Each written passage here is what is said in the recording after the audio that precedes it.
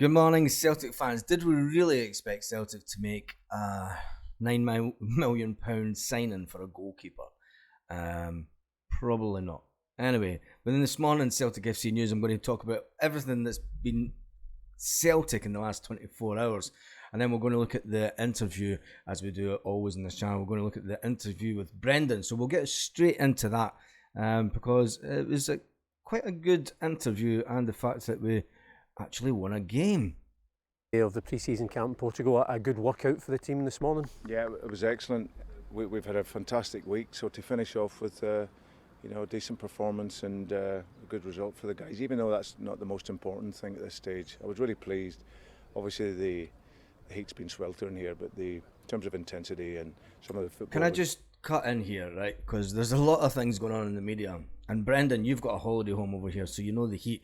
A lot of people saying that it's a heat wave and everything else. It's summer. It's the exact same temperatures as it's been for the last 3 years that I've been here. It's the same temperature every summer. And, it's not a heat wave. Anyway, sorry about that. I had to get that off my chest. It's very, very good. So still a long way to go, but yeah, really pleased. Yeah, there was a good intensity throughout the game because you obviously changed the sides so that it was 45 minutes for each team. Yeah, and I think you can see with some of the goals that we scored in terms of our pressing high up the pitch, looking to win it, and then took our chances. So yeah, it was a really good run out. Obviously, some of the guys, the international guys, it was the first bit of game time. But overall, it's been a really, really good week. Been a tough week for the players and the staff because there's been no real time in the schedule for much. But they've worked really, really well, and this first part of the tour was really pleasing.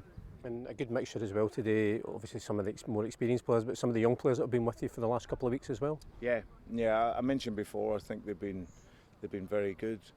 They've stepped up.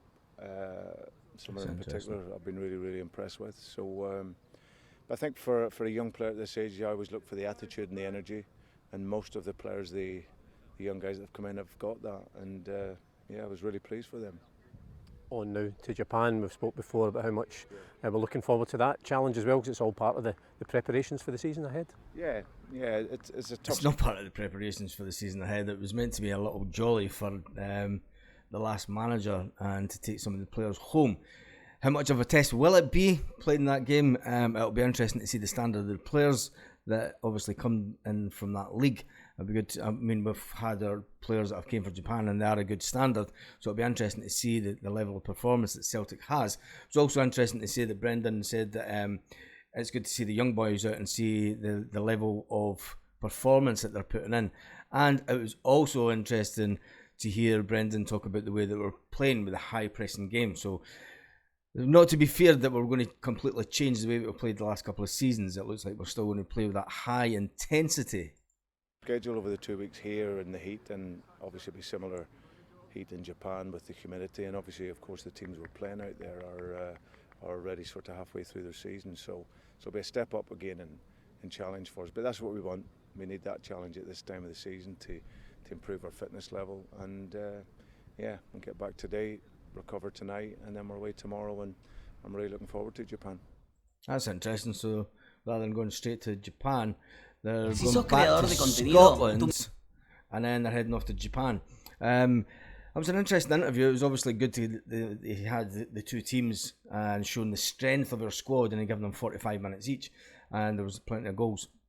So with that being said, Matt O'Reilly, we're going to talk about transfer speculation now. So there's a couple of bits of media running with this story, and I'm not really going to go into it because it's a nothing story. Matt O'Reilly, someone is desperate for Matt O'Reilly to leave Celtic. The ex-Motherwell boss Graham Alexander. I think we'll just leave that story there. That's it. At the end of the day, that's it. He's not going anywhere. Matt O'Reilly, it doesn't look as if anybody's going to come in for him as yet, but there is still a good few weeks left in the window. He's obviously the manager of MK Dons, and he's looking for a cash windfall. So he'll do anything to get in the press. Anyway, Johnny Evans. Right. Is this... I thought we were going to be buying players that would improve the squads and give us players that would be able to sell on. And let's face it, Johnny Evans at 35-year-old is not a player that we're going to sell on, but there is sections in the media saying that Johnny Evans could be on his way to Celtic, even though we have Stephen Welsh, Kobayashi and Iwata, who can also play in that part of the field.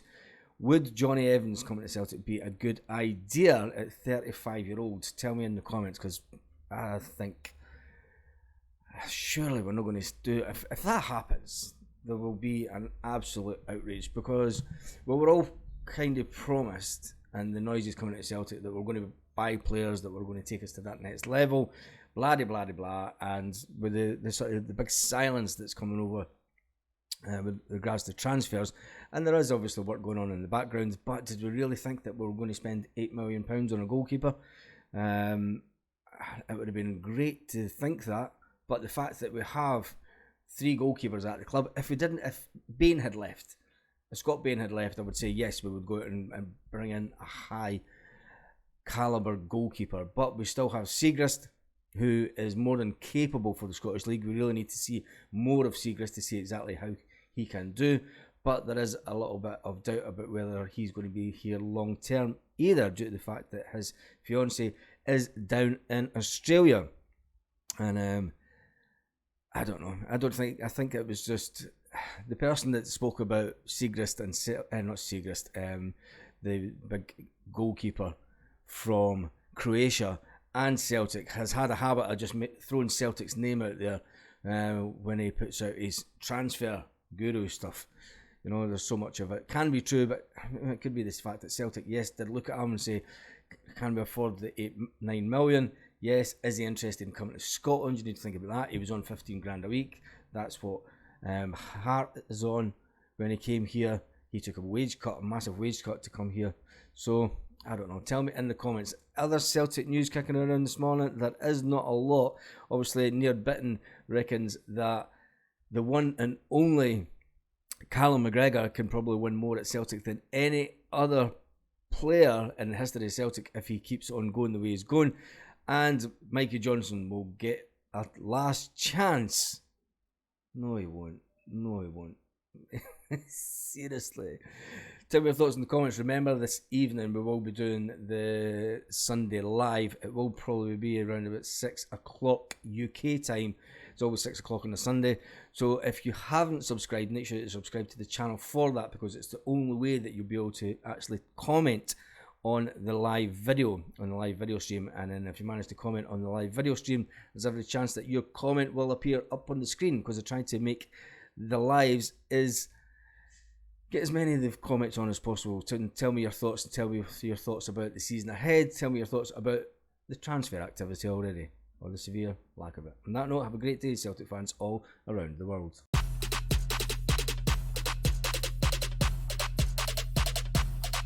Lit. Roll up to the party, roll up to the party, roll up to the party, roll up.